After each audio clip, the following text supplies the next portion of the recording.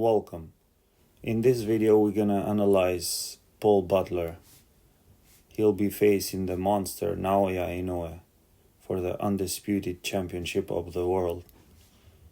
And it's very important fight for Japanese boxing, right? Mainly it'll be actually the analyzing videos that I do. They are for learning purpose for new boxers, but also the fans can watch these videos and learn some moves that these elite fighters do. And next time when they watch the fight, it'll be maybe more enjoyable for them.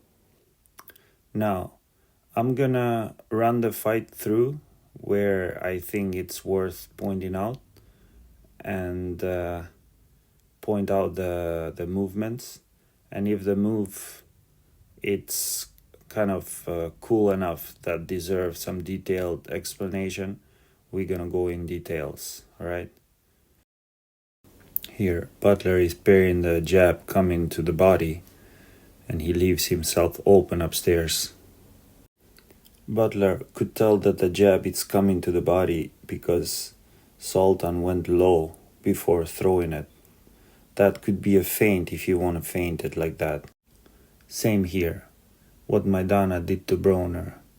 Maidana went low, Broner thought jab is coming, and then instead left hook upstairs. Body position can become a feint, alright, if you know how to use it. Example, Butler will block the left hook because Sultan is not gonna go low before. If he goes low, he might catch him. Inoue is that elite fighter that he can stay high and throw a left hook to the liver from that position. Kind of like this. Inoue is gonna stay high and then boom, left hook. And let me tell you, that hurts. He barely stayed up. Now, we can see Paul Butler here moving around looking like Mercedes.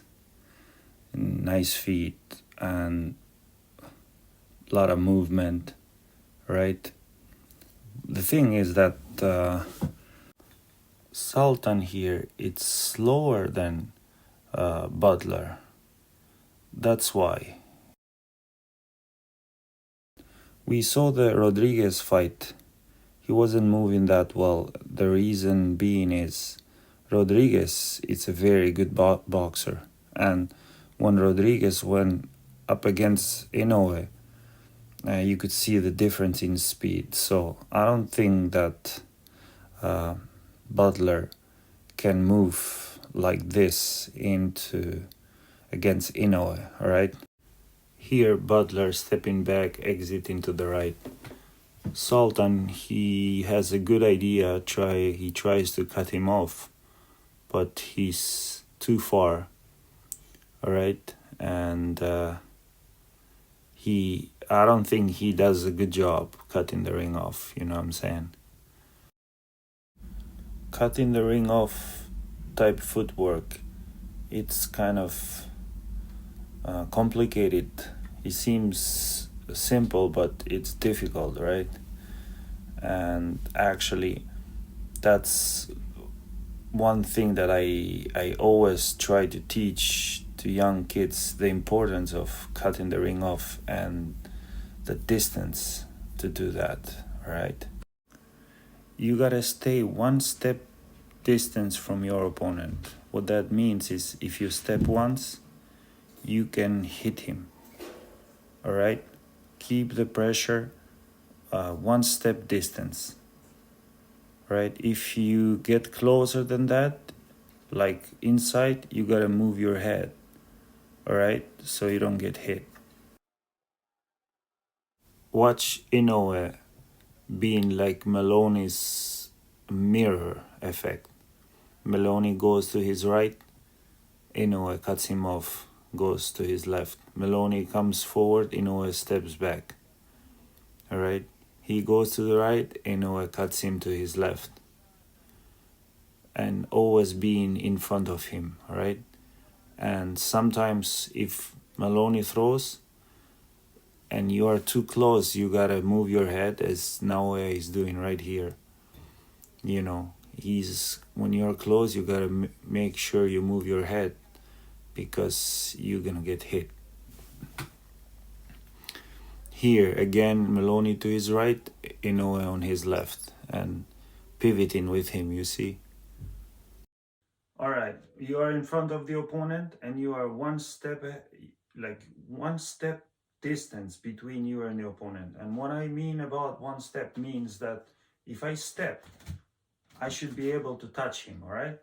Now, one step, you can put the pressure because the opponent knows that you can, from there, you can hit him by stepping with 1-2, all right?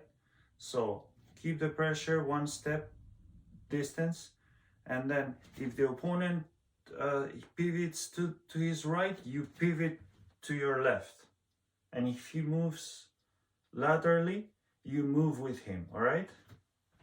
And same on the other side. If he pivots on his left, you pivot to your right, okay? Stay one step from your opponent. If he pivots his right, you pivot your left.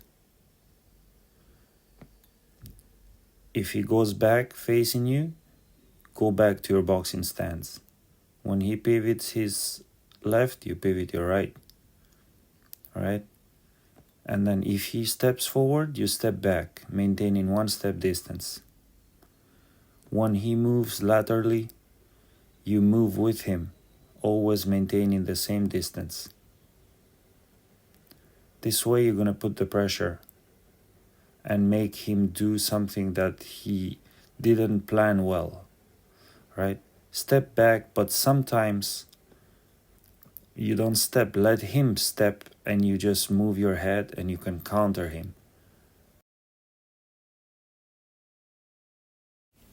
When the opponent steps to the side, don't step forward, because this way he will exit to his right or to his left. When he steps aside, you gotta pivot and step with him. This way you're gonna be able to catch him. Now you can get also inside, right? Right close. But if you do so, you make sure you move your head. Sultan here, he's too far, alright? When trying to cut the ring off from too far. Like he needs to step twice to get to Butler. You gotta keep it one step, right? 2-step distance. And you can see here, Sultan steps and Butler is still there but cannot reach him, alright? You have to maintain distance one step, put the pressure one step, right? And Inoue, he does that. He's good.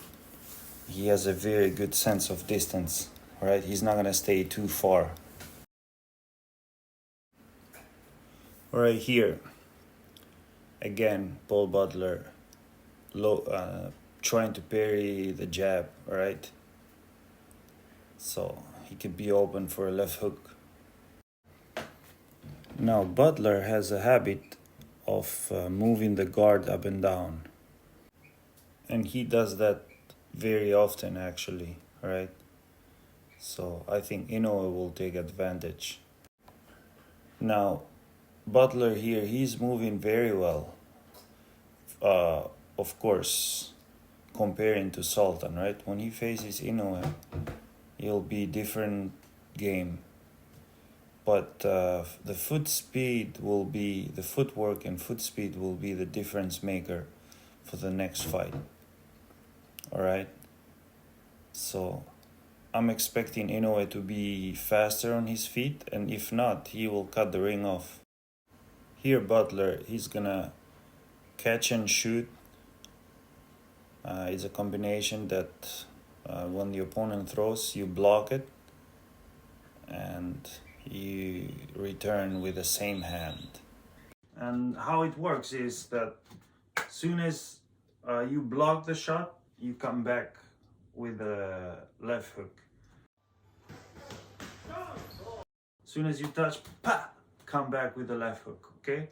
And if you feel something here, that means that that hand is not on a guard, and that guard is open, right? If you come quick, you're gonna find an opening there.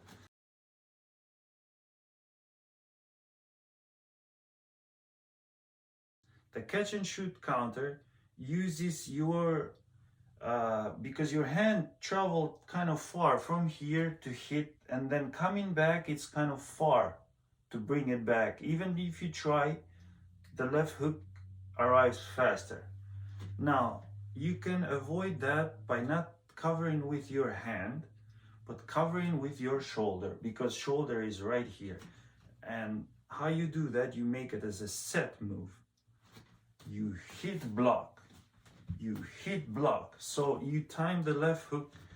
Soon as you hit, he will catch and shoot, and then you hit block, and then you are in the position because the shoulder already changed for the left uppercut.